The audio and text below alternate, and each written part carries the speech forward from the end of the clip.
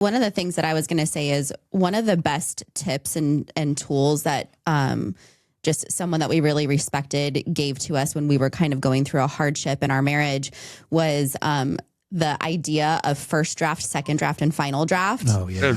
And this really allowed me to feel that emotional safety with you, because I was able just to like say whatever I was feeling, because I'm a fast processor. I have a lot of ideas. I have a lot of words.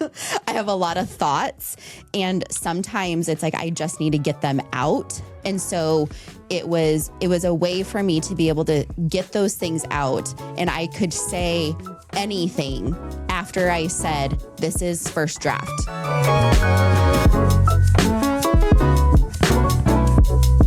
Hey friends, welcome back to the podcast.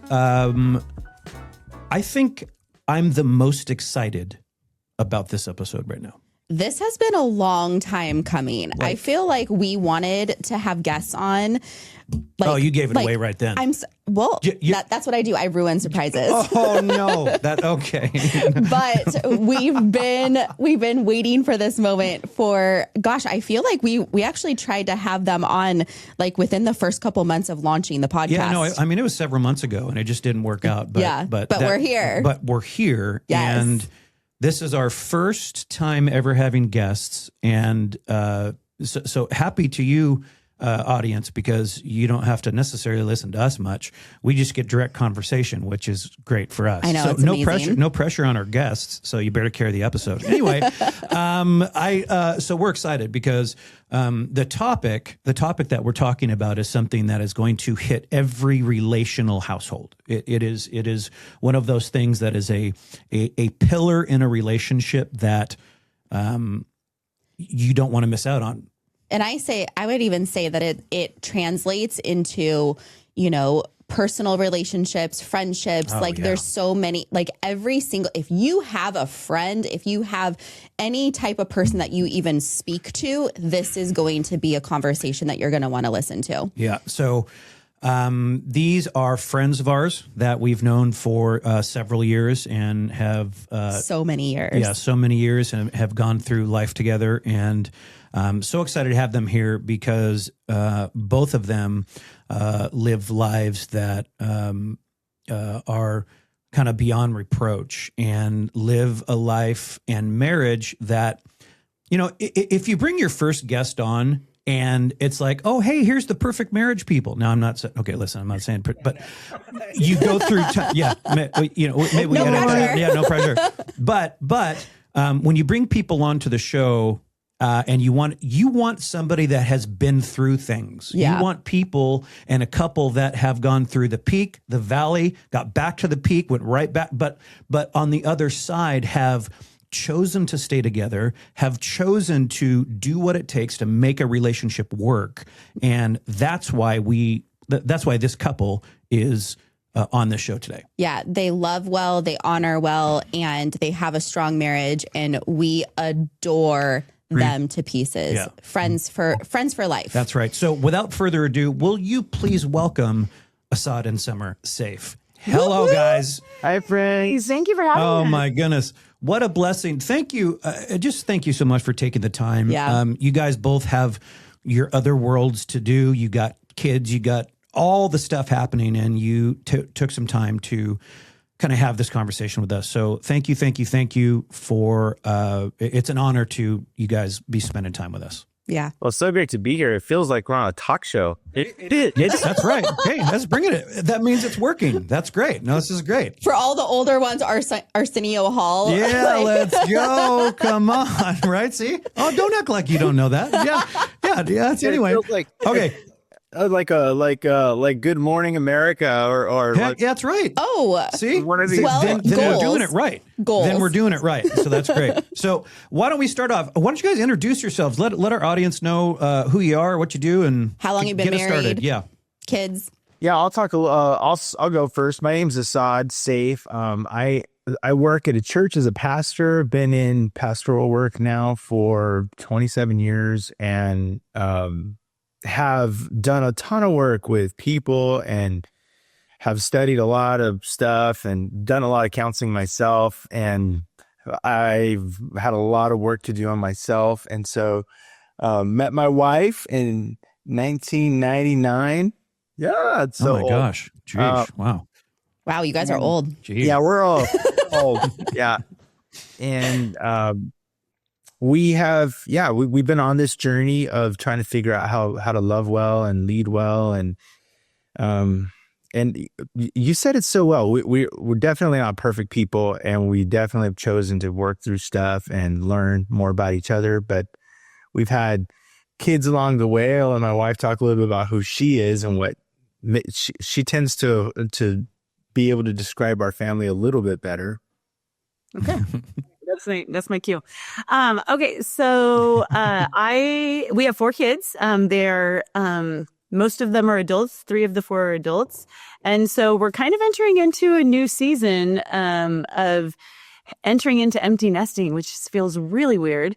But myself personally, I am a 2nd grade teacher, and I primarily stayed at home with the kids up until COVID, when I went back to school and got my teaching credential.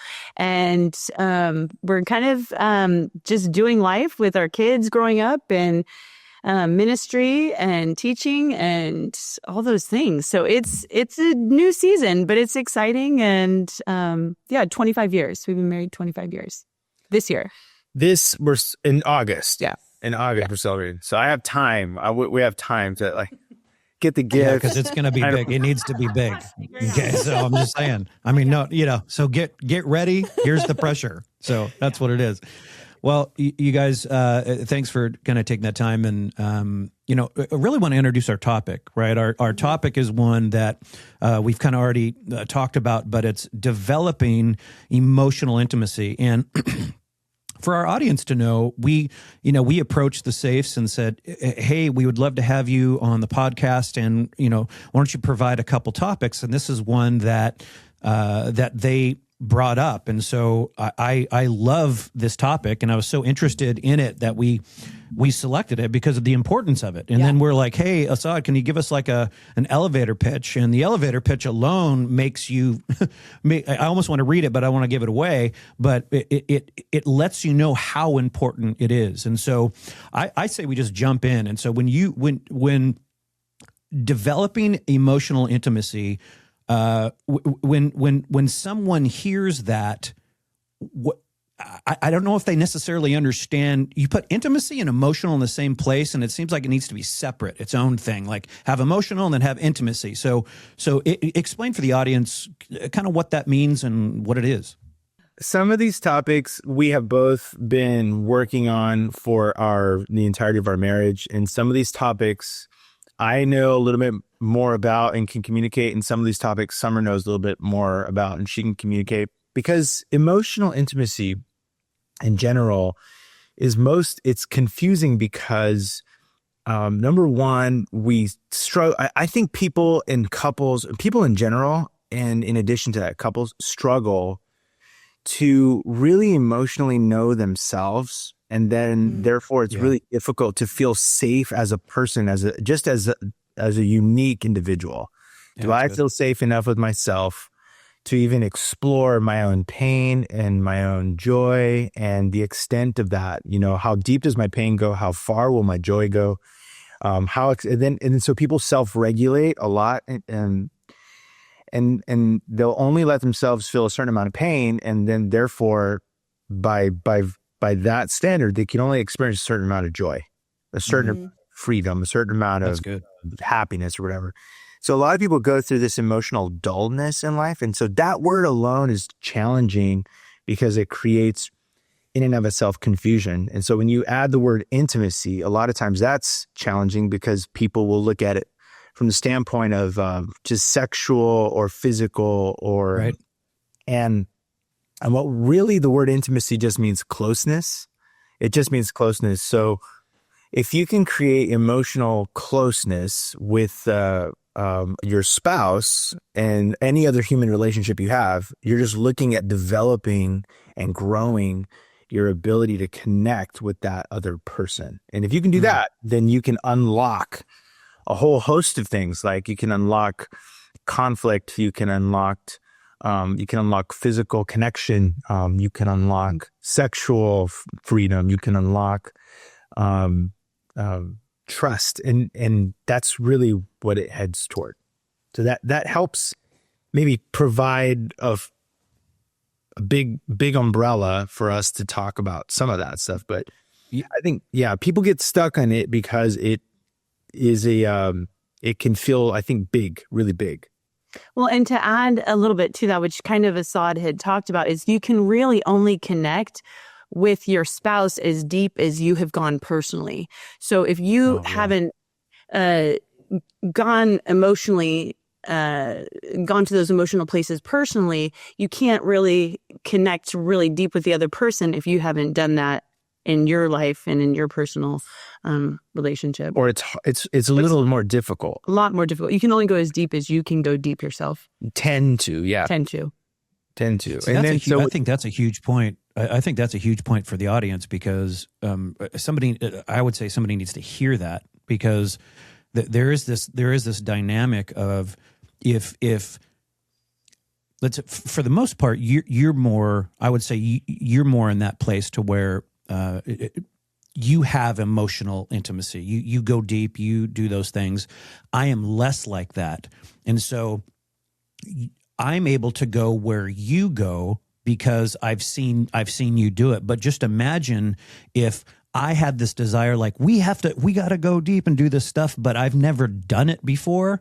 I can really see the barrier there being very difficult to overcome.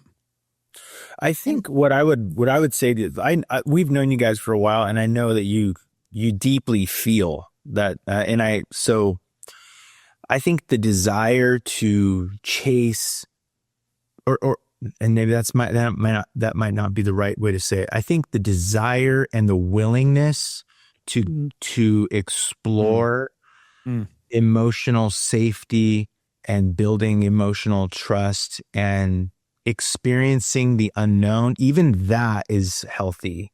Even that it can contribute toward health. You don't have to be like a pro, having done 1 million hours of counseling to know everything, but just the desire is helpful. Otherwise, you end up in like this gridlock. If you're people that don't want to start can't really, you just become roommates at some point. Well, and Michael, I would say I'm similar to you, where Assad has I'm emotional. I'm an emotional mess. Yep, me. I accept. The goal is to cry during the episode. Anyway. So with Assad, that he had to like kind of show me the ropes on how to feel, because as I don't know how deep, but as a protective mechanism, like I just would cut off emotion. So I just didn't know how to feel in certain things. And Assad, a well of emotion, which I love, that he's done deep work. And so he can kind of walk me through the steps of, well, wait, let's not skate past that. Or if you're feeling this, how are you feeling? Let's sit in this for a bit and really pinpoint. It's not unhappy. It's I feel, or sad, I feel lost, or I feel, kind of more pinpointing the emotion. And so similar, I'm like you, Sad's like Heather, which is great. I mean, so that we can, No, that's absolutely great.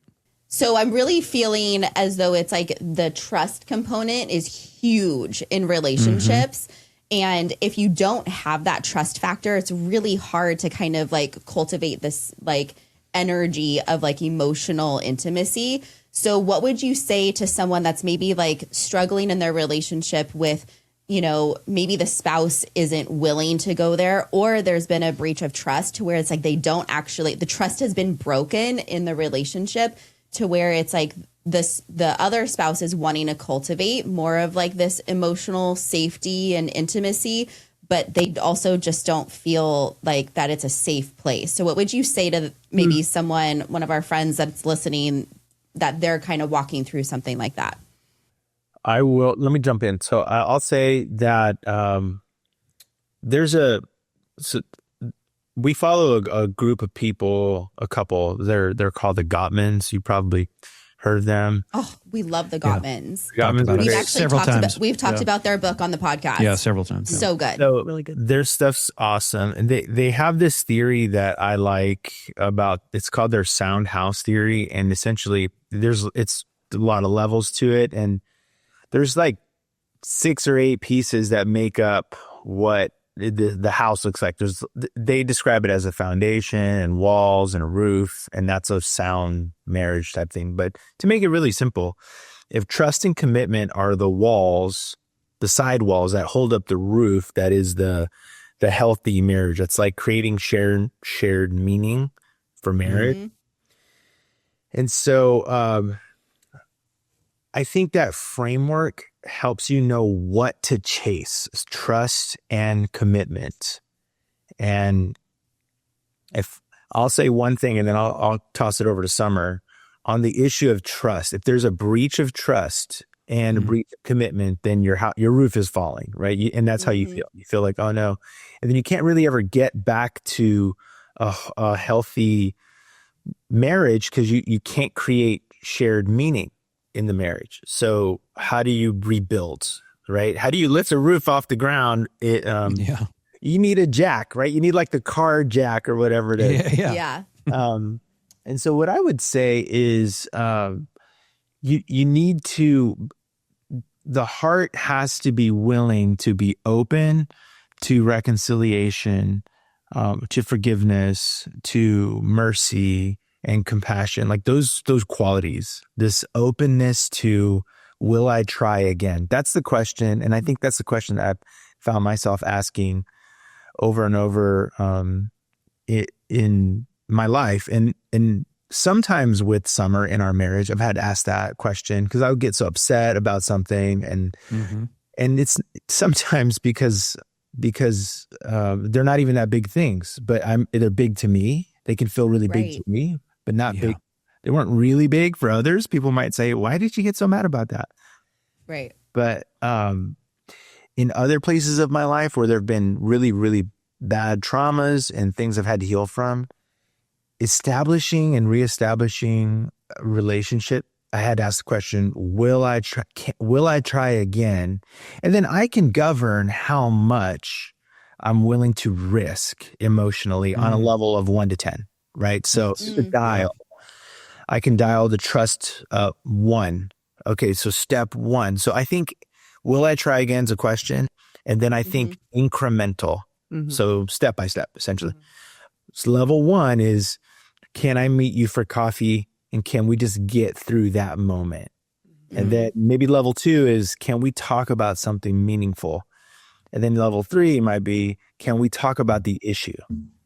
And that might be 3 different meetings or 3 different, like, hey, let's go to dinner. So if it's a couple, it'd be like, let's go to dinner week 1.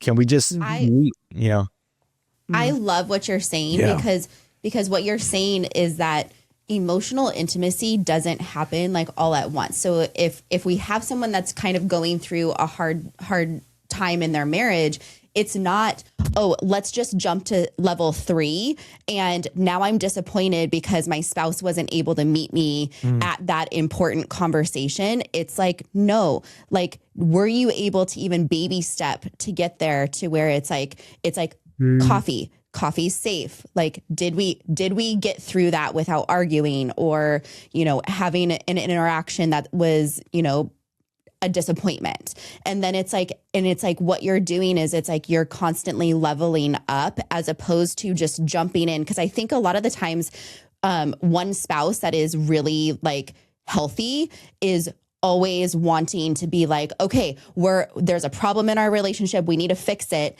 And we're going to jump to level 5.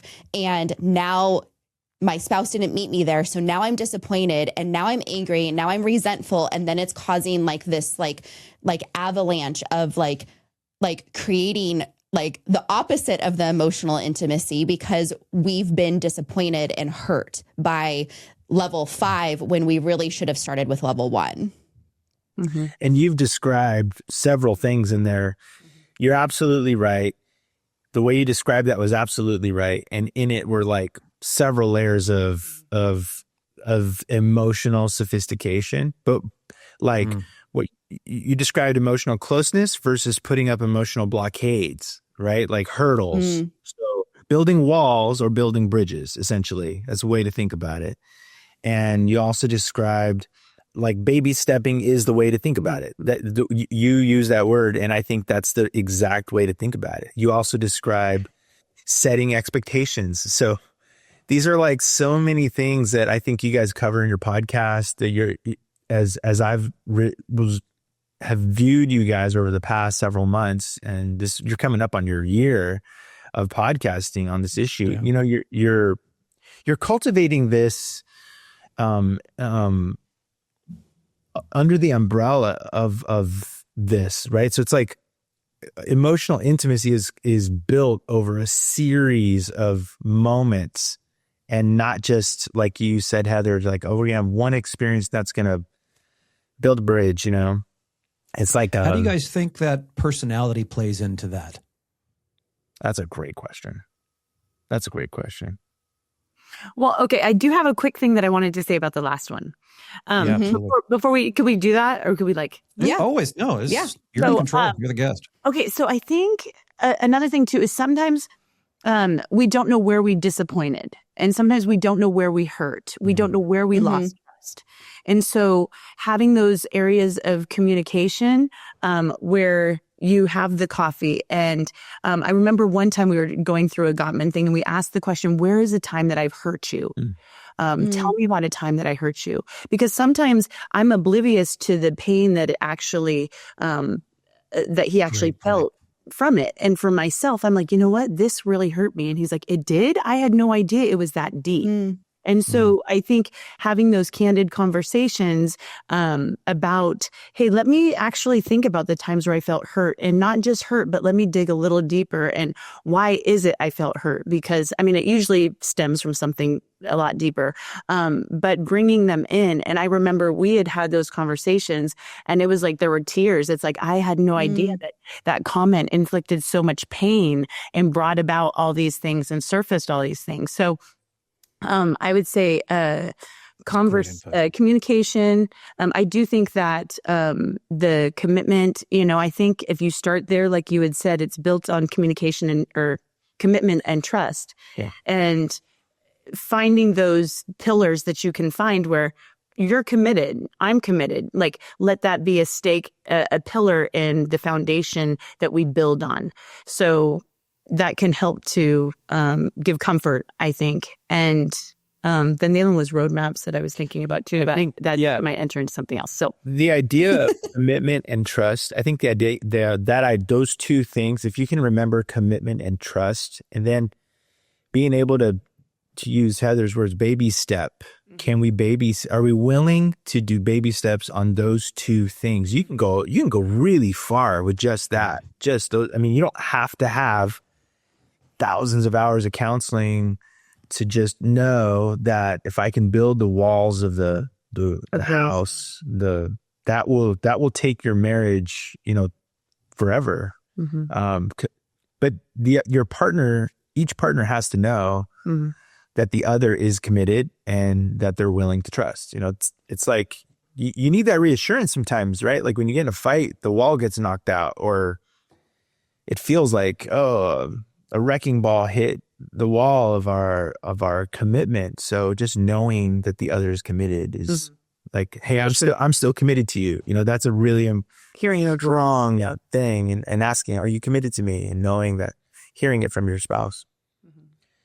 On the issue, and I think too, I love the analogy of the house too, because anyone that's remodeled their house knows that it always takes longer than you've ever expected, and it's cost way more money than you ever anticipated. And so it's like, it just takes time. It takes time to rebuild those things. It's like, I know that we've kind of gone through times of where it's like, I haven't felt emotionally safe, and it doesn't happen like all of a sudden the next day I'm like, oh my gosh, I feel so emotionally safe all of a sudden. But it's like it just takes time, and it takes those little moments, and it's like you have to be willing to like kind of expose yourself and say, okay, I'm going here, and are you going to meet me in a safe way? And then it's like, once you feel that, then it's like, okay, now we can go one level deeper. It's like let's just be willing to go on the journey together. And sometimes it may not be met with that level of trust that you needed to, and you just have to go back a little bit. It doesn't mean you stop, and it doesn't mean that you give up or abandon the reconstruction or the house, because then you're just going to lose a lot. Because it's the time, and like you said, baby step that builds a foundation that will hold what is yet to come, right? It's like you can't just pour cement, throw it out there, throw water on it, and drive your car on it and thinking that it's just fine in 10 minutes, right? It takes time and steps to get there. And I think so often, as you were saying, Assad, jumping right into level 3 or 4, I love that. And you're, and like the dial, how much I'm going to, kind of put myself out there. In relationship, though, that is so important.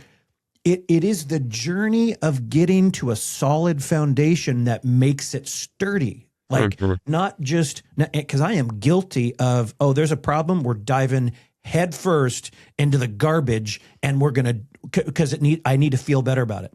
Well, it just takes time to make that really a genuine and real connection and healing before you can then put any more weight on it. Mm-hmm. Yeah. And sometimes you need the blueprints, right? It's like you need to go back and you need to find out where are the studs, where is the electrical, so that I'm not bursting down a wall that it's is structurally sound. And it's sometimes. Wait, that's a weight bearing wall? Yeah. Bam. Right. And that meant something to you? Bam. But it's that's where also the blueprint. I mean, we're just going really deep with this analogy, but I love it. Well, yeah. Because And you can go so deep with it, especially because human beings are far more complicated than wood and drywall and plumbing and all that. I'm not, though. For most people, I'm okay. I'm super simple. Absolutely easy. Yeah. Well, I want to take us back to the personality. So, because I think that's important, because how do you guys think that personality really kind of fits into all this? So as a pastor and especially not I'll just say one of the things that I've been privileged to do for many years is, couples will come and say, "Hey, can you do our wedding?" Right? They're like, "Hey, can you come do our wedding?" And I'll say, "Yeah, I need to meet with you to figure out if what you want. I want to make sure to meet your expectation." And so we'll get together.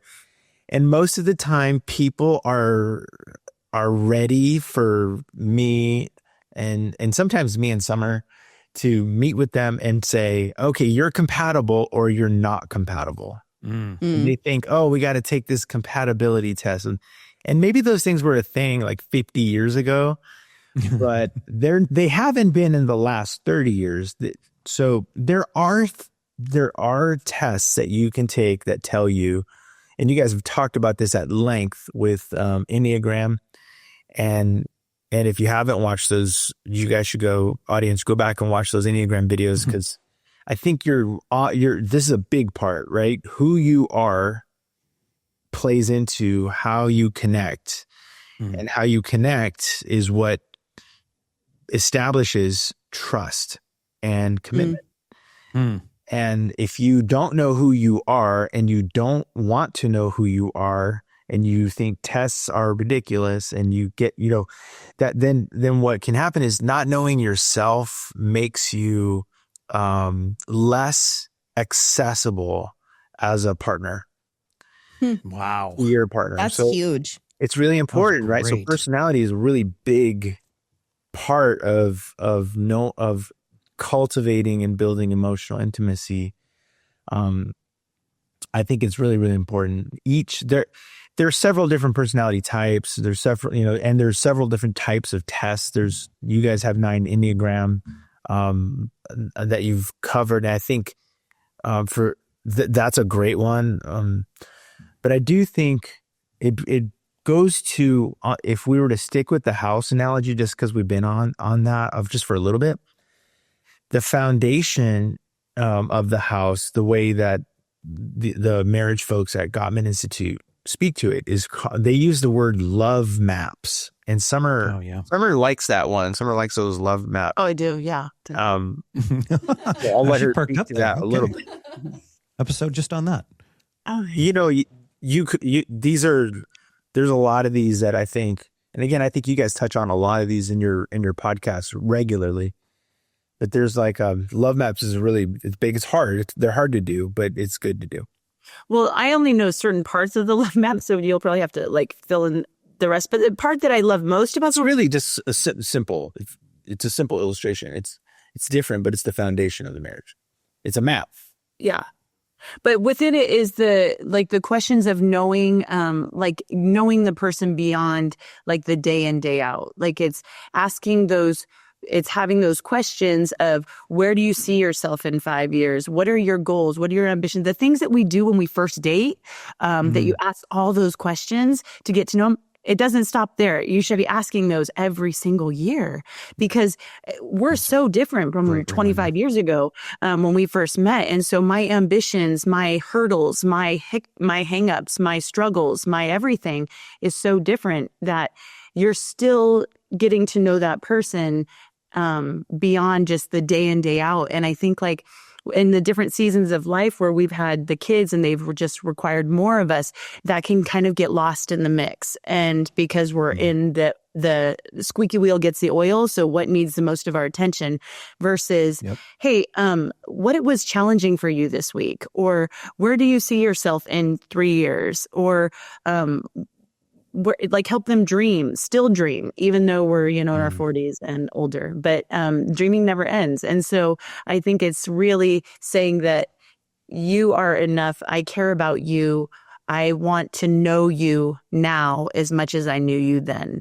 And you're different now, but I love that. And just to answer your question on personality, right? So there is no perfect couple type.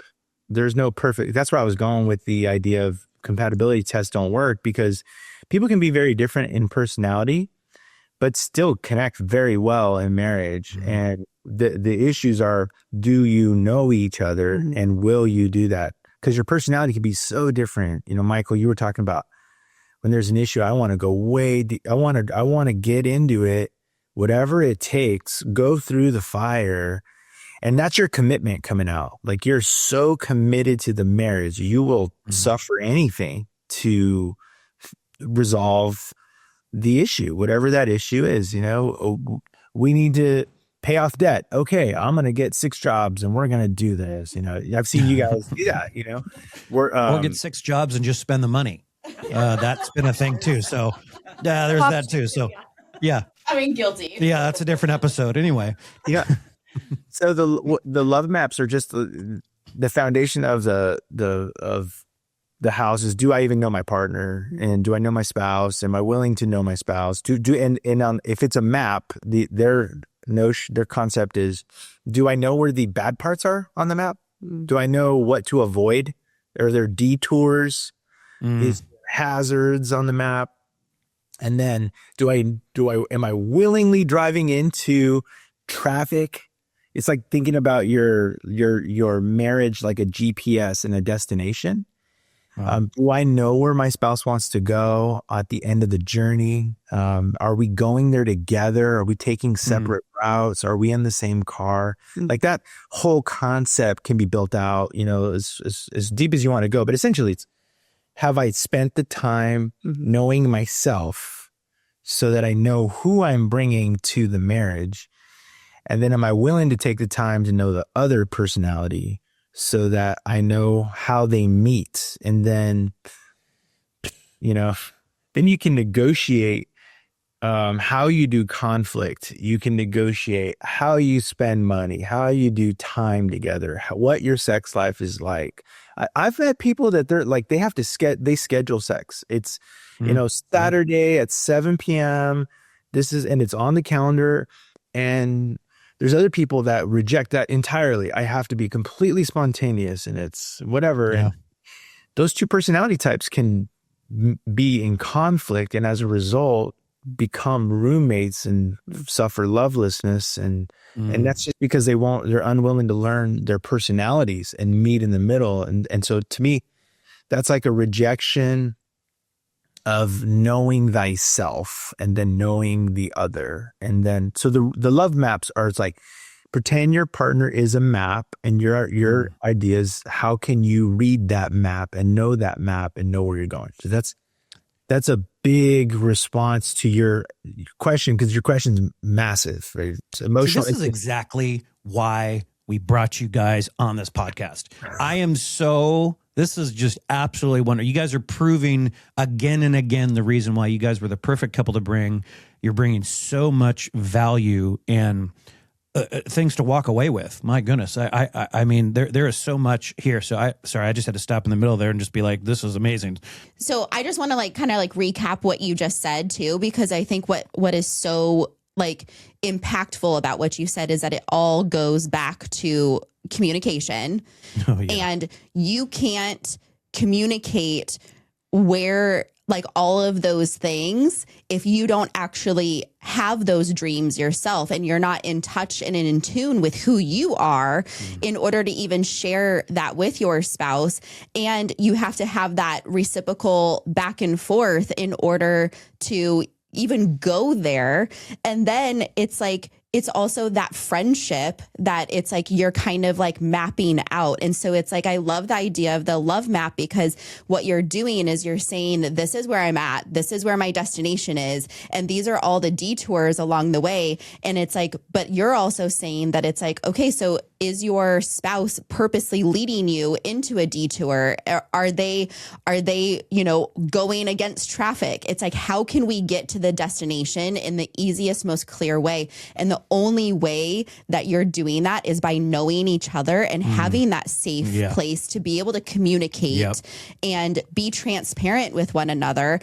But you can't do that unless you know yourself, and that it's then you know your spouse and you're going in a direction, because we're all going somewhere. Yeah. But it's are we going in the same direction? Are we going against each other? How are we moving through this marriage? That it's marriage is always moving. It's never stagnant, because if it is stagnant, you're likely moving backwards.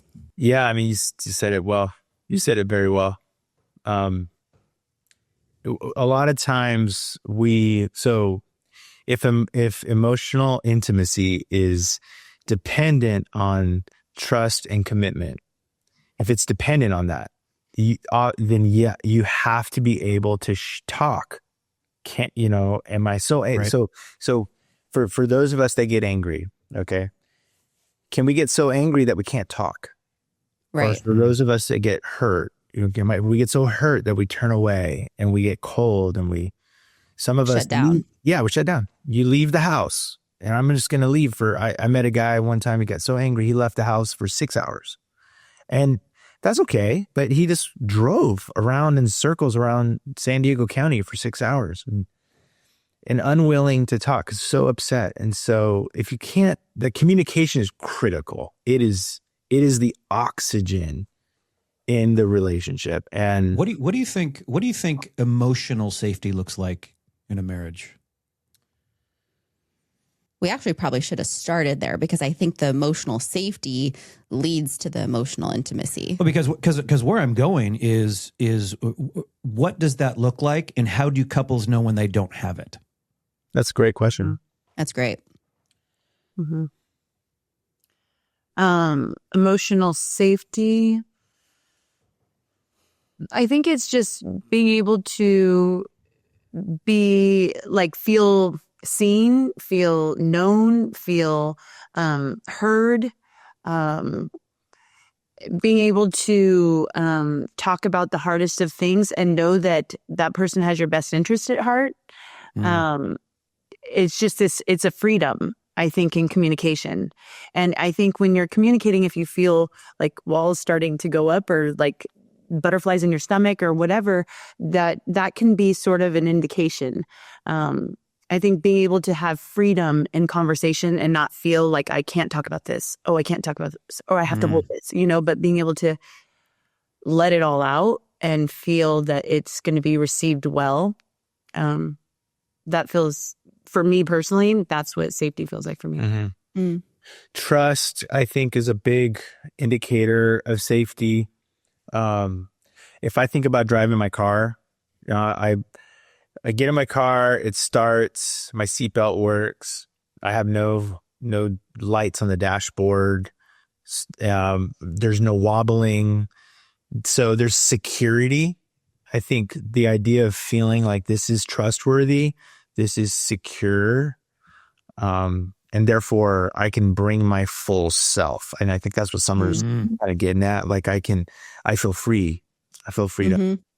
So love, safety, and trust are typical words that are used, but I think security. So it's, do I feel secure and do I trust this? And maybe those are synonymous, but do we think that trying to develop emotional safety, let's say that maybe it's not present in the relationship, but we can go back to what we were talking about before, to where it's like a baby step approach to let's just kind of try this a little bit, and who knows, maybe you've been together for a long time. You could be married for a long time and actually don't have that reality in your marriage today, but it can be achieved.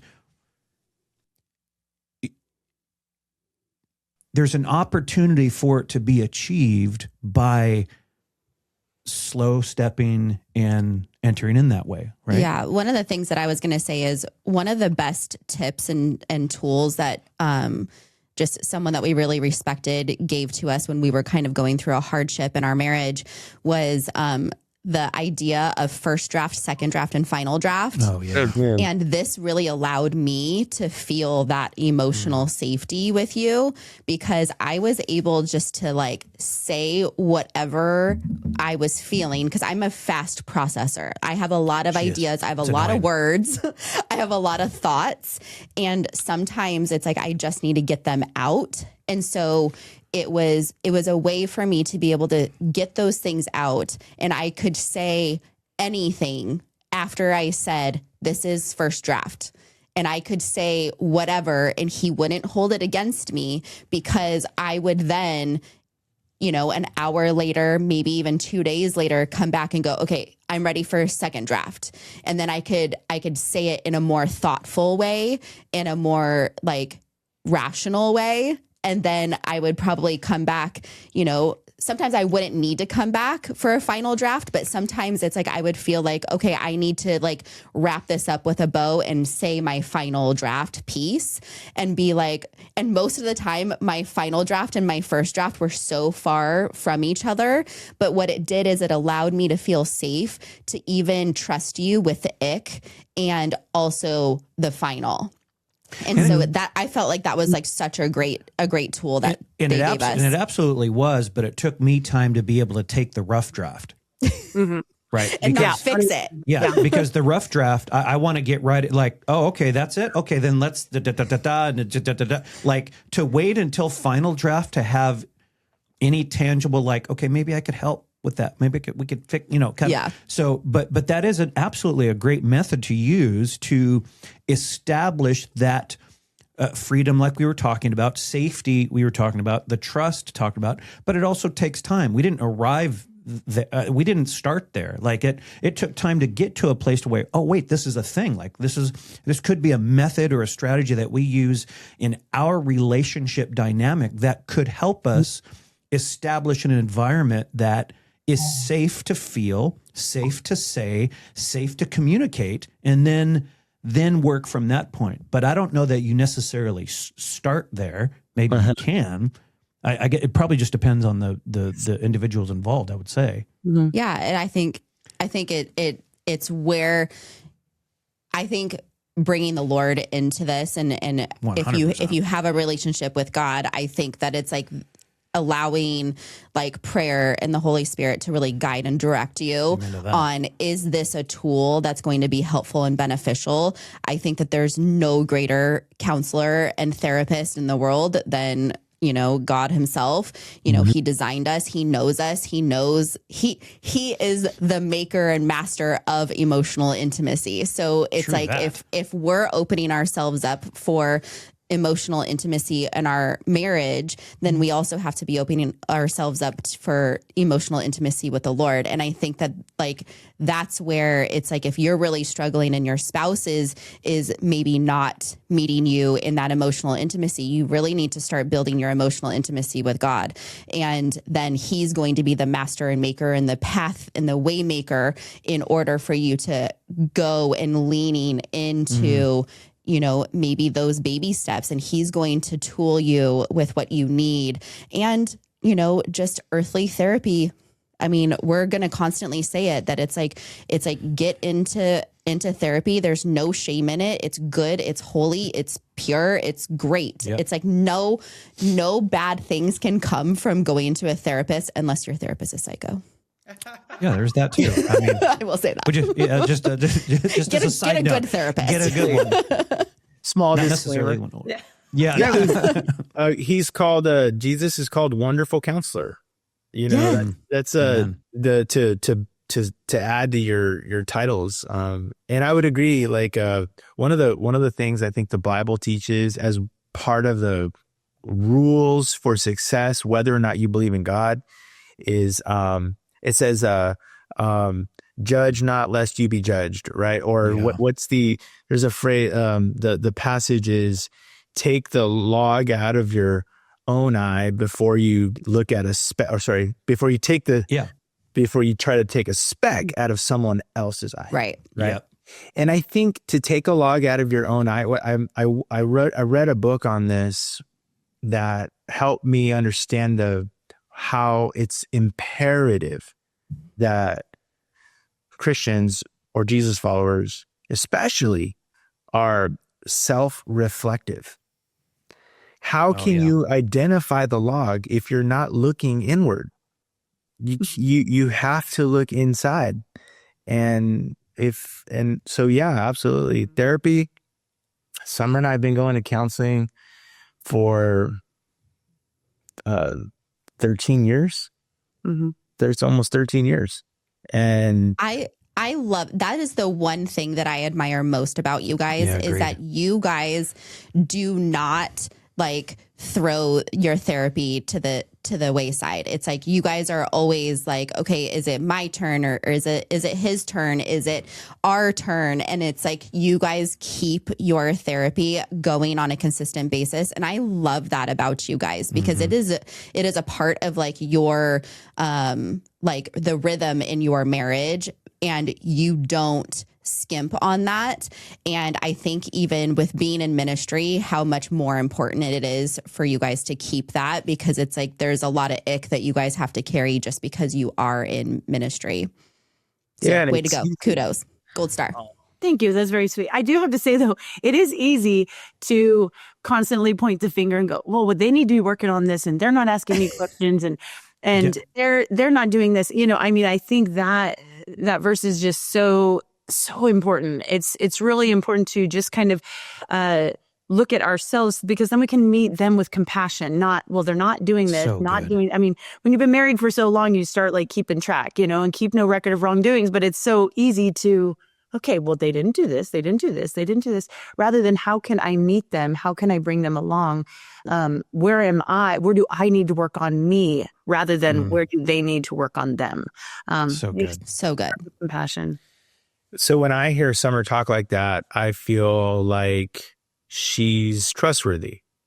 When I hear her say things like, we need to work on ourselves. And when I say, I need to take the log out of my own eye, and she hears that. So these are these little moments and indicators that help develop a sense of stable trust and security, knowing your partner at least knows that we have to take a look, an honest look at ourselves, and Heather, to your point, and Michael, to your guys champion therapy. So it's like when your spouse is willing to see somebody, and you're in a gridlock situation where you can't get out of this situation of can't resolve a conflict or whatever, knowing your spouse is willing to see somebody else that you trust, that helps you keep trust and know that good. and hope, right? I think hope's an amazing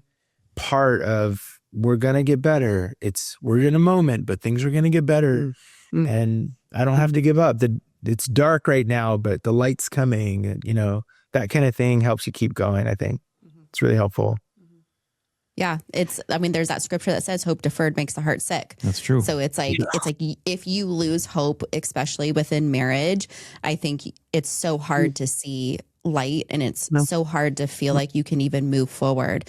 But I also love what you're saying is that it's like that part of that emotional safety is not always pointing the finger. It's saying, I have stuff to work on too, and I'm here, I'm committed, I'm going to be doing this, you know, instead of making it you statements, it's because I can only change me within our marriage. I can only do so much within our marriage, but it's like, if I'm on a pathway towards, you know, healing, restoration, and, you know, fixing the areas that it's like, I know I can grow in. I think we're always growing, and we're always, again, moving in a direction. And so it's like, if I'm working on me, then you're going to feel that emotional safety and the safety within our relationship. And then you're going to feel that my commitment without me even having to voice like, oh, I'm so committed to you, when my actions aren't necessarily showing it. Yeah, that's right on. 100%. Yeah, I think when you these are like a variety. There's a variety of things that we've talked about. Like, all of these things are steps that help to build.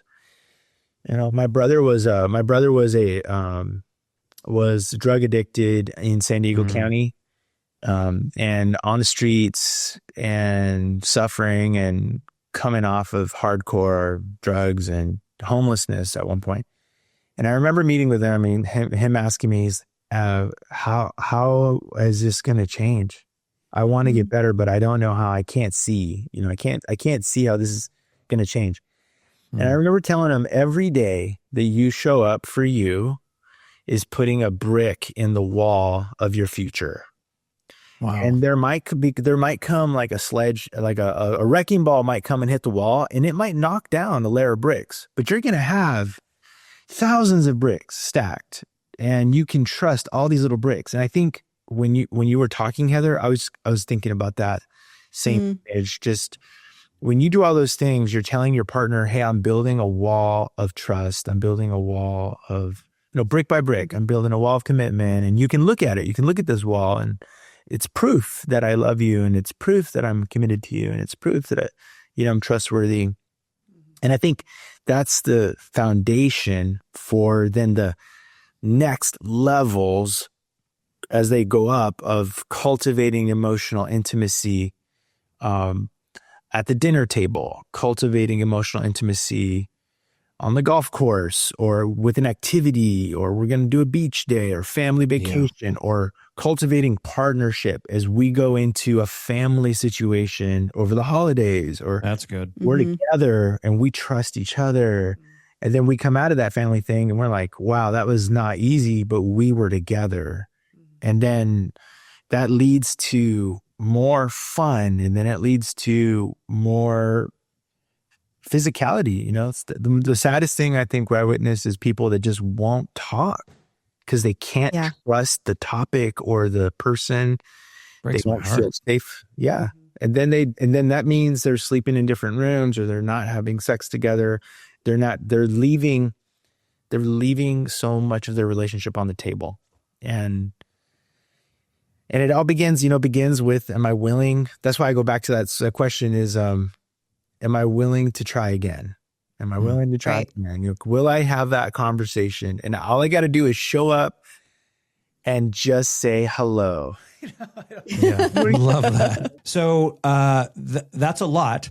We've said a lot, and this is the reality. The depth of this topic goes far beyond what we can cover here, but there are a lot of tangible takeaways here, and I have to say, you guys brought the goods today. And what a blessing it was to hear from you and learn from you. There was some nuggets in this thing where I'm like, well, I'm not doing that. Jeez.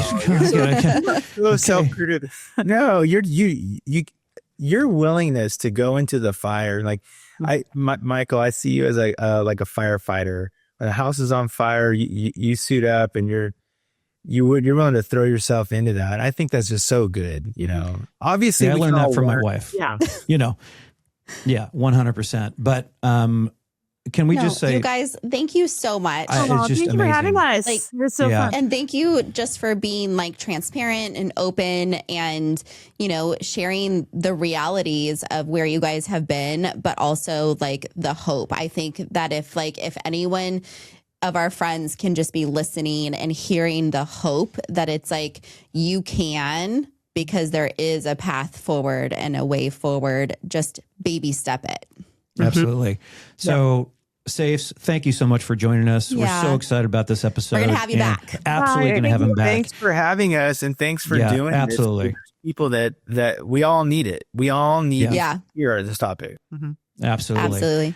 Well, friends, thanks for coming back to the episodes again. And don't forget, go to the socials. We have a lot of exciting stuff happening. We have some Enneagram special stuff happening. We have assessments that we're putting out. We have a basics course coming out. We have all of this stuff. So go to the website. We're making our own Enneagram assessment. So it's going to be coming live on our website soon.